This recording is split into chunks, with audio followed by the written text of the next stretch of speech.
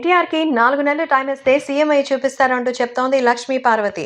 So, NTR గారికి సంబంధించిన విషయంలో లక్ష్మీ పార్వతి ఎప్పుడు కూడా జూనియర్ ఎన్టీఆర్, చంద్రబాబు నాయుడుకి సంబంధించిన విషయాలపై అయితే సంచలన వ్యాఖ్యలు చేస్తుంది. ఎందుకంటే తెలుగుదేశం పార్టీ నుంచి నన్ను ఎన్టీఆర్‌ని గెంటేసినప్పుడు మరి చంద్రబాబు యొక్క కుయుక్తులకి అసలు బాలకృష్ణని కేవలం ఒక ఆటబొమ్మను చేసి ఆడిస్తున్నారని నిజంగా అసలు నందమూరి కుటుంబానికి చెందినటువంటి తెలుగుదేశం పార్టీని నారా వారు ధారాదత్తం తీసుకొని పోవడానికి అదేమన్నా కూతురికి కట్నం రూపంలో ఇచ్చిన ఆస్థ తెలుగు ప్రజల యొక్క ఆశ.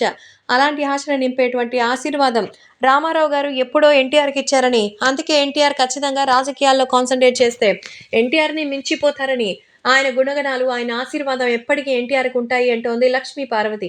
కేవలం 4 నెలలు. సో, ఇప్పుడు కూడా ముంచిపోయిందేమీ లేదు.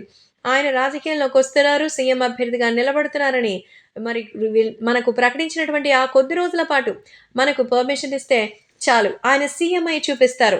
ఆయన మాటలకి ప్రపంచమే సలాం కొడుతుంది అంటూ ఆ నమ్మకం నాకుంది. ఖచ్చితంగా రాబోయే కాలానికి కాబోయే సీఎంగా మరి అవుతారేమో అంటూ చెప్తున్నారు. ప్రస్తుతం ఈ విషయాలు సోషల్ మీడియాలో సైతం ఎంతో సెన్సేషనల్‌గా మారుతోంది.